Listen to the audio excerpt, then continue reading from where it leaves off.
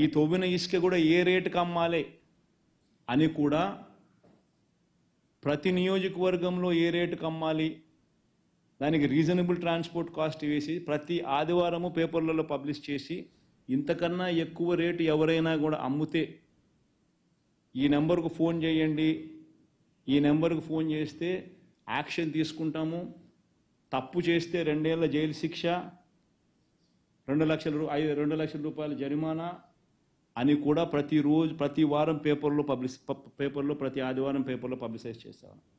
ఈరోజు చంద్రబాబు నాయుడు ఫ్రీ ఇసుక అని చెప్పి చెప్తా ఉన్నది చూస్తే, రేట్లు చూస్తే వైఎస్ఆర్సీపీ హయాంలో ఇచ్చే రేట్ల కన్నా ఈరోజు ఎక్కువ రేటుకి అమ్ముతా ఉంటారు. వైఎస్ఆర్సీపీ హయాంలో ఇచ్చే రేటు కన్నా ఈరోజు ఫ్రీగా శాండ్ ఇస్తానని చెప్పిన చంద్రబాబు నాయుడు అంతకన్నా ఎక్కువ రేటుకి అమ్ముతా ఉన్నాడు ఈరోజు. కనీసం అప్పుడన్నా రాష్ట్ర ప్రభుత్వానికి 375 రూపాయల టన్నుకు వచ్చేది. 765 కోట్ల రూపాయలు రాష్ట్ర ప్రభుత్వానికి 765 కోట్ల రూపాయల సంవత్సరానికి ఆదాయం ఉండేది. ఈరోజు ఆదాయము లేదు, రేటు చూస్తే అంతకన్నా ఎక్కువ రేటుకి అమ్ముతా ఉండవు నువ్వు. ఇంకా భయానకమైన విషయం ఏమిటనంటే ఇదే చంద్రబాబు నాయుడు గారు కొడుకు ఎన్నికలప్పుడు మీకు అందరికీ గుర్తున్నాయా? ఇసుక స్టాక్ యార్డ్లకు పోయి సెల్ఫీలు దిగారు. ఇసుక కొండలు, ఇసుక గుట్టలు అని చెప్పి సెల్ఫీలు దిగి ఫోటోలు దిగినారు. మీ అందరికీ గుర్తుండే ఉంటుంది అందరికీ కూడా.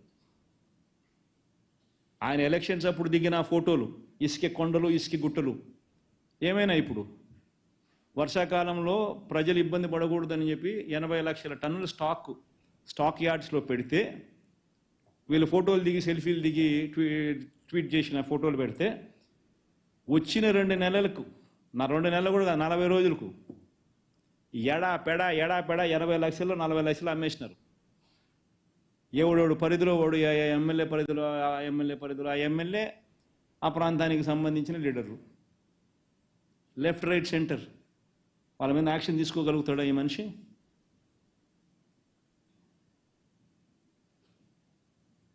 టన్నుకు 765 టన్నుకు 375 రూపాయలు, 765 కోట్ల రూపాయలు సంవత్సరానికి రాష్ట్ర ప్రభుత్వానికి, రాష్ట్ర ఖజానాకు ఆదాయం వచ్చింది. ఈరోజు ₹1 రాష్ట్ర ఖజానాకు ఆదాయం రాకపోగా ఇసుక లేదు, ఎడాపెడా దోచడము, రేట్లు చూస్తే వైఎస్ఆర్సీపీనే మేలు అని చెప్పి ఈరోజు ప్రజలు అనుకుంటా ఉన్నారు. వైఎస్ఆర్సీపీ టైంలోనే రేట్లు తక్కువగా ఉన్నాయి, ఈయనేమో ఉచిత ఇసుక అని చెప్పి ఈయన చెప్పినాడు, నేనేమో ఇల్లు కట్టుకోవడం ఆపేసిన 2 రోజులు, ఆయన ఉచితంగా ఇస్తాడు కదా ఇసుక, అంత నాకు డబ్బు మిగులుతుందేమో అని చెప్పి తీరా ఆయన ప్రభుత్వం వచ్చిన తర్వాత నేను ఇసుక కోసం పోయేసరికి రేటు చూస్తే అప్పుడు వైసీపీ టైంలోనే రేట్లు తక్కువ ఉన్నాయి, ఇప్పుడు ఎక్కువ రేట్లు ఎక్కువ ఉన్నాయని చెప్పి ప్రజలు అంటారు. వాస్తవం కాదా నేను చెప్పేది?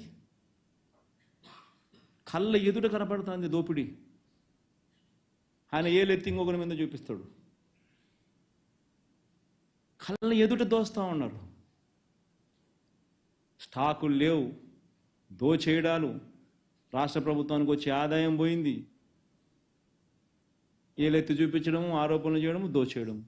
చూడండి వైట్ పేపర్లు అనేది ఏం వైట్ పేపర్లు ఒకసారి గమనించండి. రాష్ట్రంలో గనులు, లీజుల గురించి చంద్రబాబు నాయుడు మాట్లాడాడు. రాష్ట్రంలో గనులు, లీజుల గురించి మాట్లాడుతూ పెద్దిరెడ్డి రామచంద్రారెడ్డి అని ఆయన మీద బండ వేయాలని చెప్పి విపరీతంగా ప్రయత్నం చేస్తూ ఉంటాడు. పెద్దిరెడ్డి రామచంద్రారెడ్డి ఈయన చిన్నప్పుడు క్లాస్మేట్లు.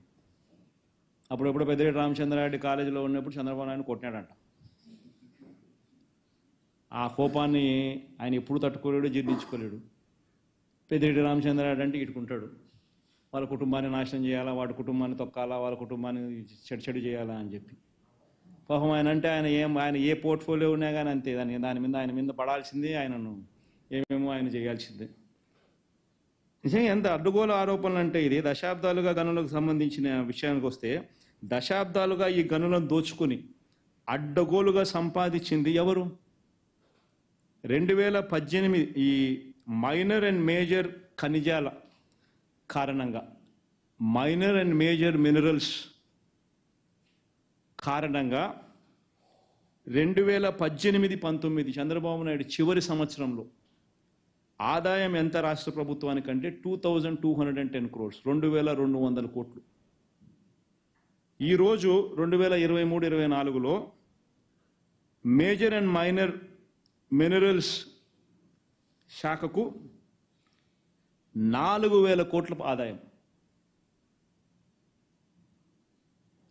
మేజర్ అండ్ మైనర్ ఖనిజాల కారణంగా వచ్చిన ఆదాయం 2018-19లో 2,200 కోట్లు అయితే 2023-24లో 4,000 కోట్లు. ఆదాయం 2,200 కోట్ల నుంచి 4,000 కోట్లకు పెంచితే కరప్షన్ జరుగుతుందా? మరి ఇంతకుముందు చంద్రబాబు నాయుడు హయాంలో ఈ పెరిగిన ఆదాయం ఎక్కడున్నది? అయ్యో, మాట్లాడేసరికి ఆలోచన ఉండాలి.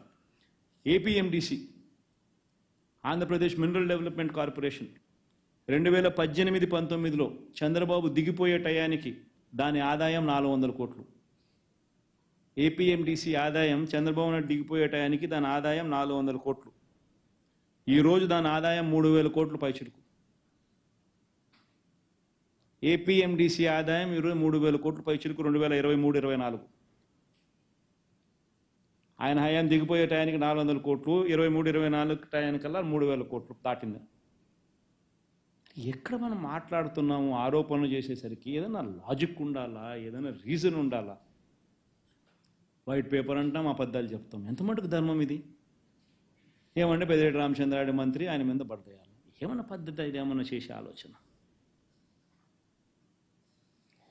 ఇంకొకటి, land resurvey and titling act గురించి.